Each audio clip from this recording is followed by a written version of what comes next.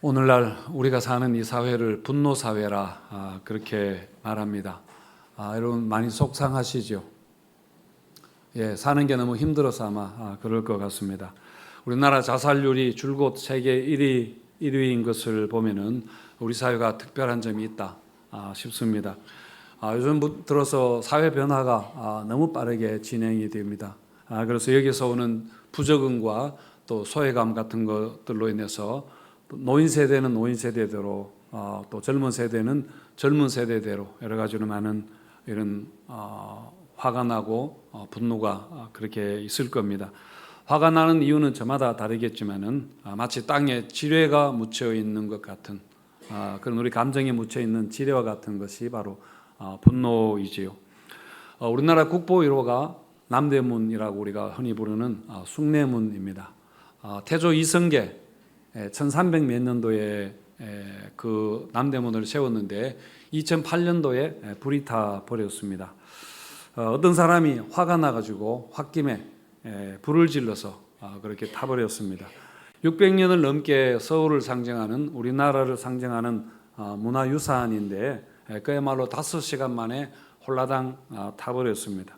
그분이 왜 그렇게 화가 났는가 하면은 자기가 그 고양시에 땅이 있는데 그 땅 위로 도로가 이렇게 생겼습니다. 근데 토지 보상금을 받았는데 자기가 생각했던 것보다 보상금이 적게 나온 겁니다. 그렇게 화가 나서 화풀이 하려고 그 국보 1호 남대문을 그렇게 불질러 버린 겁니다.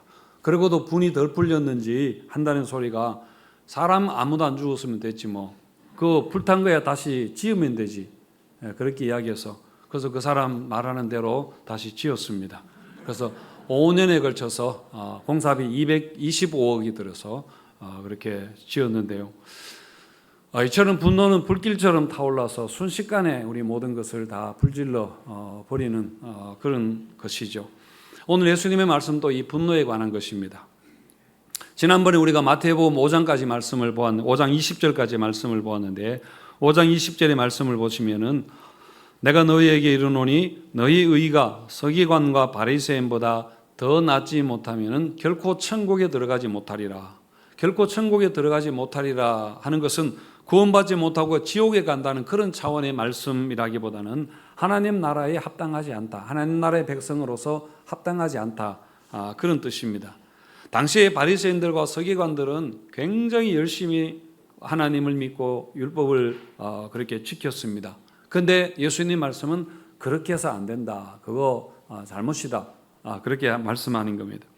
제가 신학교에 가서 가끔씩 학생들을 가르쳐 보면은 학생들은 공부하는 것보다는 학생들의 관심은 시험입니다. 어떻게 시험을 잘 치는가에 관심이 있습니다. 그래서 자꾸 시험이 뭐가 나오느냐 그렇게 묻고 해서 저는 아예 시험 문제를 가르쳐 줍니다. 또 가르쳐 줘서 그대로 내기가 조금 해서 조금 이렇게 응용해서 내면은 완전히 새로운 문제로 생각하고 안 가르쳐 주고 문제 냈다고 막 이렇게 하고 어려워하는데요. 그러니까 공부를 한 게 아닙니다. 그냥 달달달 이렇게 의미도 모르고 막 외운 것이죠. 바리새인들이 이런 식으로 하나님을 믿은 겁니다. 율법을 공부한 것입니다. 그래서 예수님이 너의 의가 바리새인보다 나아야 한다라고 하는 것은 율법을 달달달 외우는 그런 식으로 공부하는 것이 아니라 그 계명을 주신 하나님의 의미, 하나님의 뜻이 무엇인가, 하나님의 마음이 무엇인가를 알고 그 한 줄의 계명 속에 들어있는 많은 하나님의 마음을 헤아리라 그런 말씀입니다. 그래서 예수님이 6가지의 예제를 주시는데 그러면서 공부를 어떻게 해야 되는가에 대해서 예수님이 시범을 보여주시는 게 5장 20절까지에 나오는 그런 말씀입니다. 6가지의 예제들 뭐 결혼에 대해서 간음에 대해서 뭐 말에 대해서 또 살인에 대해서 이런 6가지 얘들은 모두 옛사람에게 말한 바 너희가 어떻게 하는 것을 들었으나 이거는 이제 율법에 나오는 이야기입니다. 그러나 나는 너희에게 말하노니 그렇게 하면서 사람들이 잘못 이해하고 있는 것을 예수님이 시정해 주는 방식으로 그렇게 말씀을 하고 있습니다. 자, 그 첫 번째가 오늘 본문인데요. 첫 번째가 살인하지 말라 하는 10계명의 6계명입니다. 여러분 살인이 가장 큰 죄인 것은 어느 사회나 다 마찬가지입니다. 성경에도 살인을 언급하고 있습니다. 사람을 쳐 죽인 자는 반드시 죽일지니라. 그렇게 율법에 말씀하고 있습니다.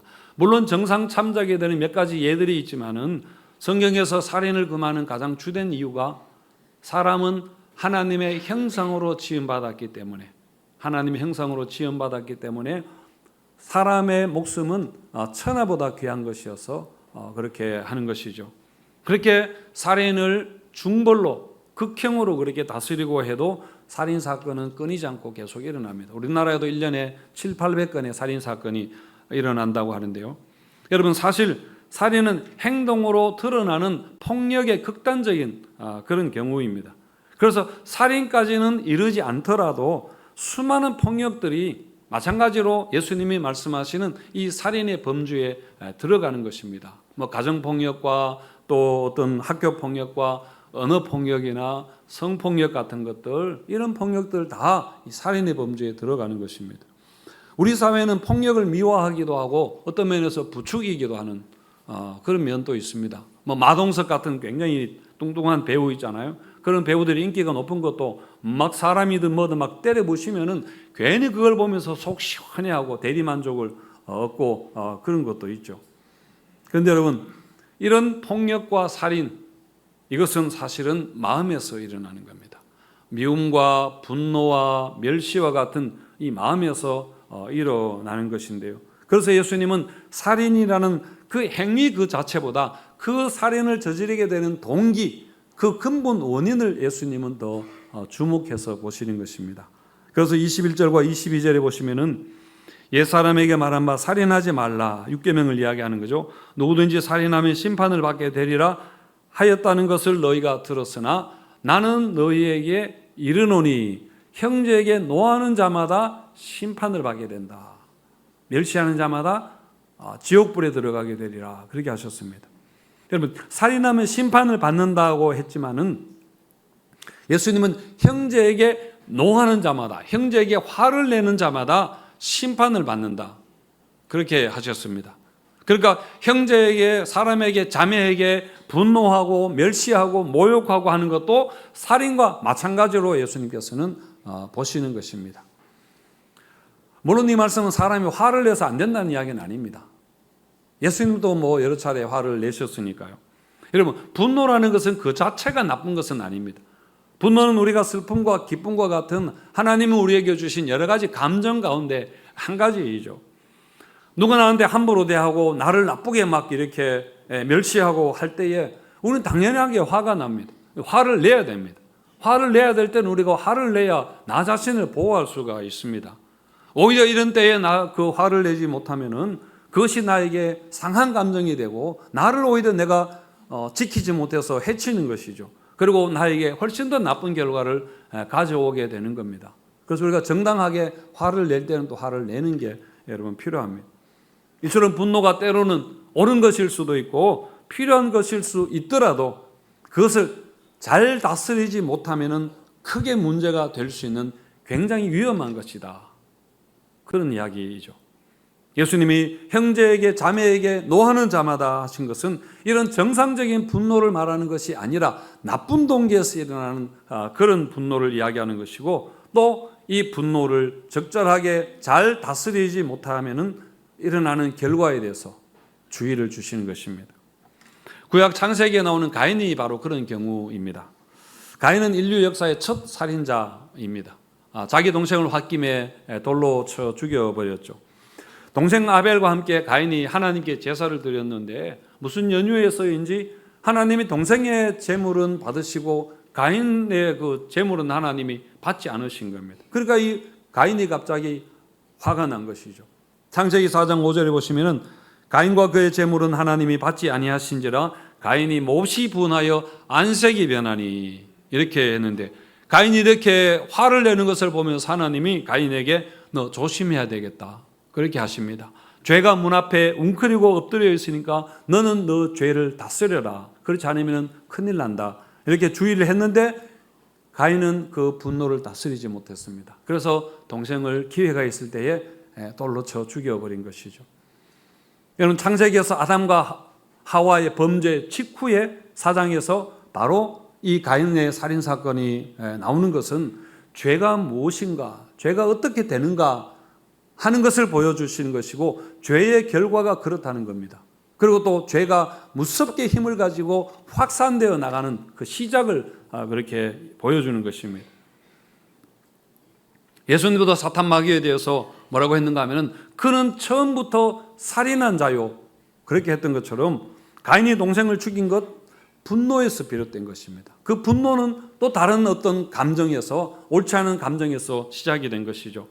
그래서 여러분, 분노라는 것은 사탄이 우리에게 틈타고 들어오는 가장 쉬운 통로입니다.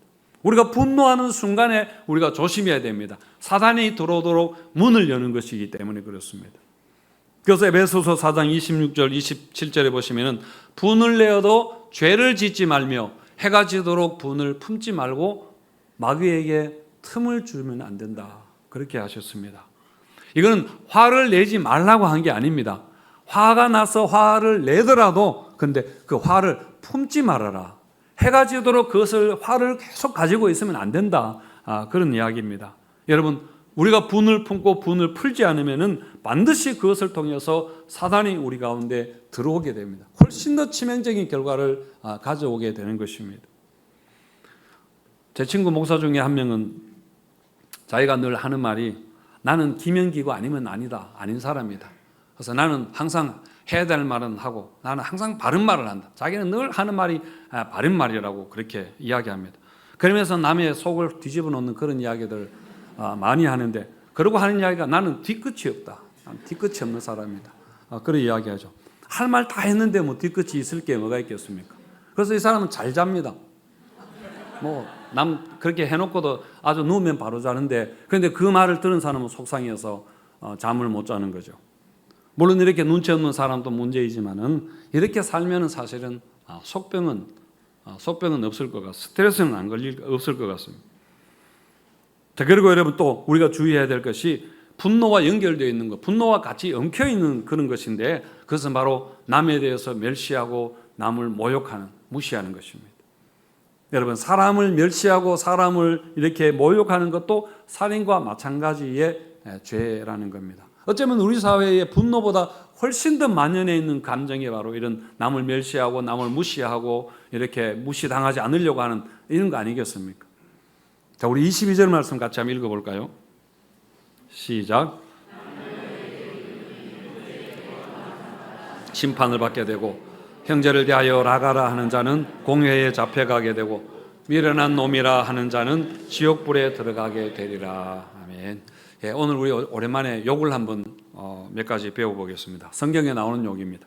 자, 라가라, 나가라 하는 게 아니라 라카, 이렇게 라카 이런 욕인데, 이거는 우리말로 굳이 옮기자면 뭐 천치, 바보, 골빈머리 이런 뜻인데, 하여튼간 이것은 남을 모욕하는 그런 욕입니다. 그리고 또 미련한 놈이라는 것도 욕인데요. 우리는 별로 미련한 놈 자주 들어서 그런지 별로 이렇게 심한 욕이라고 생각하지 않지만은, 유대 문화에서는 미련한 놈이라는 것은 굉장한 모욕적인, 도덕적인 평가가 들어있는 그런 욕이라고 그렇게 합니다. 여러분, 이렇게 남을 무시하고 멸시하고 모욕하는 것, 그것도 사실은 분노의 다른 모양인 것입니다. 분노가 일어나는, 당하는 입장에서는, 이런 욕을 당하는 입장에서는 그 인격 살인을 당하는, 내가 욕을 당하면은 인격 살인을 당하는 것이죠. 마태복음 12장 6절에 보시면은 내가 너희에게 이르노니 사람이 무슨 무익한 말을 하든지 심판날에 이에 대하여 신문을 받으리라. 우리가 하는 모든 말을 하나님께서 마지막에 다 책임을 물으실 거라는 그런 말씀입니다. 그래서 여러분, 우리가 자기 자신에 대해서도 욕을 하지 말아야 됩니다. 나 자신에 대해서도. 우리가 막 잘 안 될 때 자기 머리를 쥐어박으면서 이 바보 천치 축구 밥통 하면서 이렇게 막 하잖아요. 그리고 또 실수를, 자기가 실수한 것을 용납하지 못하는, 자책하는 거. 그리고 자기 비하, 자기는 아무것도 아니라고 생각하고 벌레만도 못하다고 생각하고, 이것도 여러분 자기를 욕하는 것입니다. 그리고 자기 분노를 쌓는 일입니다. 그래서 스스로 목숨을 끊어버리는 일도 일어나게 되는데, 여러분 그것도 분명한 살인입니다. 그것도 살인죄에 해당하는 것이죠. 우리가 실제로 가인처럼 사람을 물리적으로 폭력하고 죽이고 그렇게 하지는 않겠지만은, 우리가 안에 이런 이기심이나 허영심이나 교만과 같은 그런 걸로 인해서 우리가 남에게 분노하게 되고 남을 업신여기고 멸시하고 모욕하는 그런 일들은 우리가 얼마든지 할 수 있다는 이야기입니다. 우리 마음에서 우리 생각으로 그렇게 할 수 있습니다. 그래서 여러분 우리가 생각해야 되는 게 모든 사람은 하나님의 형상으로 지음받은 자라 이렇게 생각하셔야 됩니다. 그래서 하나님이 사랑하는 자라. 그래서 내가 그 사람을 함부로 해서 안 된다는 것을 우리가 기억하고 또 여러분 살인과 분노와 미움과 멸시하는 마음은 사탄이 우리에게 틈타고 들어오는 가장 쉬운 통로이기 때문에 우리의 싸움은 혈과 육에 대한 것이 아니라는 것을 우리가 잊지 않아야 되겠습니다. 자, 그래서 예수님은 긴급 처방에 대해서 몇 가지 구체적인 걸 이야기하시는데 그게 바로 화해하라. 화해입니다.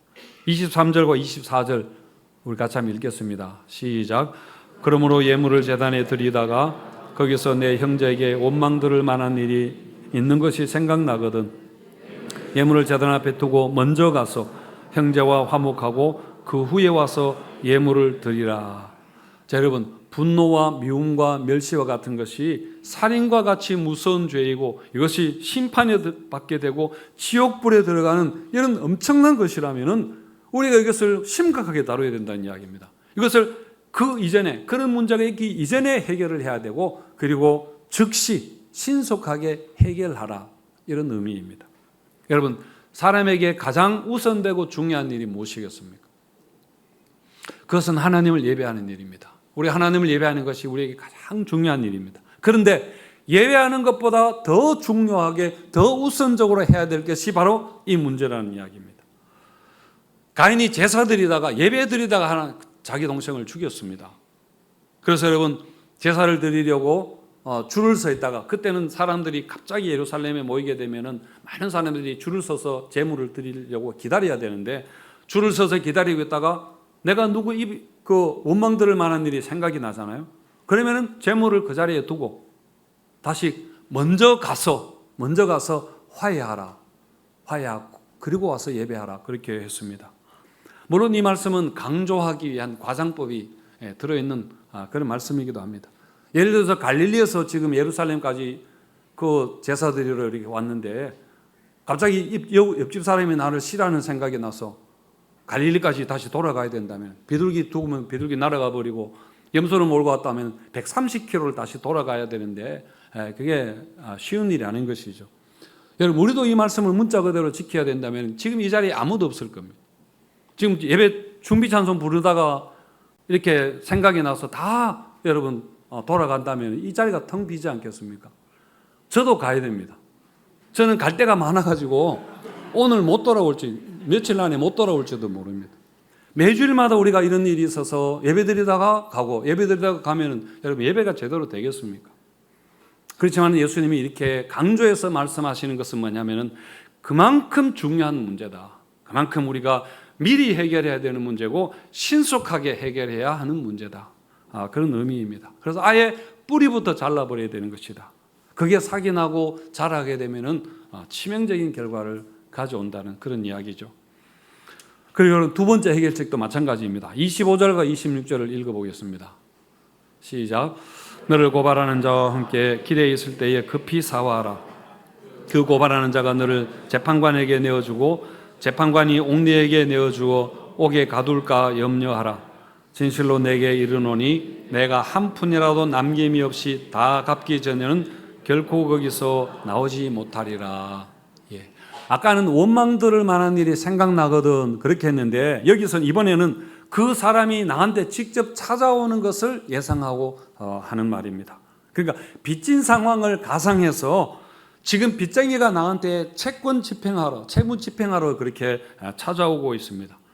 여러분 이 말씀은 빚이라는 것은 갚지 않으면 안 된다는 걸 이야기합니다. 하나라도 갚지 않으면 채무를 다 이행하지 못하게 되는 것입니다. 그러니까 이것은 해결하지 않고는 피할 수 없는 문제, 한 푼이라도 다 갚지 않으면 해결할 수 없는 문제를 가상해서 그렇게 말한 예를 든 것이고요.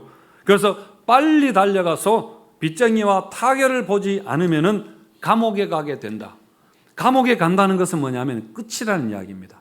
더 이상 기회가 없게 된다는 그런 이야기죠. 여러분 이처럼 죄의 심각성을 알고 작은 죄의 무서운 것을 알고 우리가 미리 해결해야 되고 급하게 이 문제를 처리하라는 말씀입니다. 그렇지 않으면 나중에 훨씬 더 큰 대가를 치르게 되는 것입니다. 여러분, 암도 조기에 발견하면은, 요즘은 조기에 발견하면 대부분의 암을 다 치료할 수 있습니다. 그런데 초기라고 해서 대수롭지 않게 여겼다가 나중에 우리가 목숨을 내어 놓아야 될 수도 있습니다. 그리고 뭐 중독의 문제, 술 중독이나 또 게임 중독이나 도박 중독 같은 것도 그거 아예 시작을 하지 말아야 되지, 그것을 뭐 쉽게 호기심으로 하다가는 정말 패가망신하게 되는 것입니다. 여러분, 부부간의 문제도 사실은 작은 것에서 시작이 됩니다. 해결되지 않는 작은 것이 누적이 되면은 서로 양보하고 타협하지 않으면은 그게 나중에는 감정이 굳어져서 결국 이혼과 같은 그런 큰 나쁜 상처를 남기게 되는 것이지요. 이어령 씨 책에 나오는 이야기인데요. 서로 사이가 좋지 않은 부부가 있었습니다. 젊었을 때는 자식들 때문에 겨우 참고 살았지만은 이제 자식들 결혼 다 시키고 나서는 더 이상 참고 그렇게 한 집에 살 필요 없다 생각하고 이혼하러 갔습니다.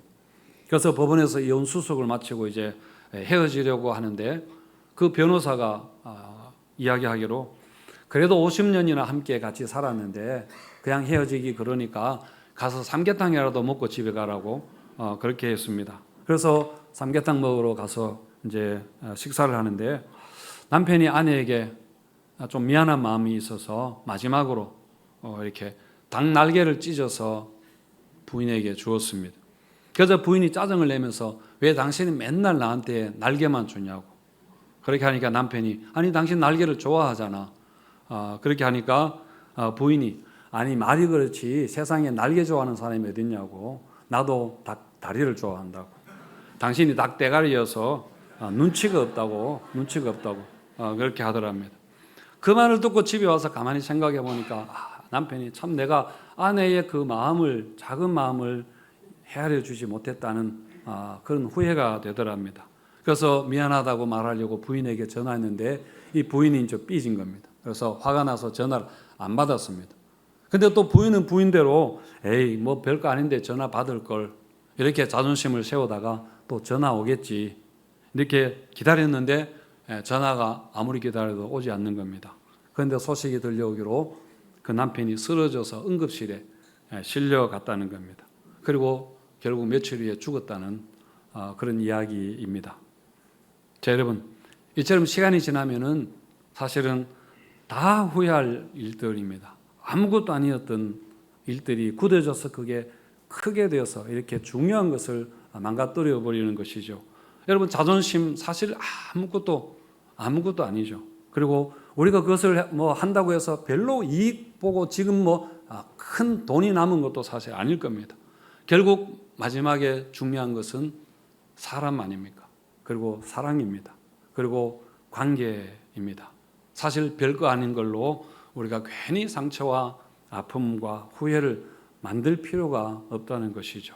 그래서 예수님이 이 말씀을 하신 겁니다. 이런 문제를 가장 우선적으로 작게 보지 말고 우선적으로 해결하라. 그렇게 하신 겁니다. 예물을 그 자리에 두고 가서 찾아가야 될 만큼 중요하게 여기고, 그리고 급히 가서 타결해야 될 만큼 시급하게 그 문제를 보라. 바로 우리의 행복한 삶을 위해서 그렇게 하신 말씀입니다. 그런데 여러분, 우리가 잘 아는 말씀이지만은 사실 우리 힘으로 할 수 없습니다. 우리가 하나님 말씀과 계명 앞에 얼마나 우리가 무력함을 느낍니까? 그래서 우리가 주의 십자가를 바라보고 주님의 도우심을 우리가 구해야 되는 겁니다. 우리가 무슨 이유로 인해서든지 우리가 화가 나고 우리가 미움이 들고 죄가 막 이렇게 우리를 충동할 때에 여러분, 십자가를 바라보면서 우리 죄에 인해서 정말 마음이 상하시고 죄에 대해서 분노하셨던 그 하나님의 마음을 우리가 생각해야 됩니다.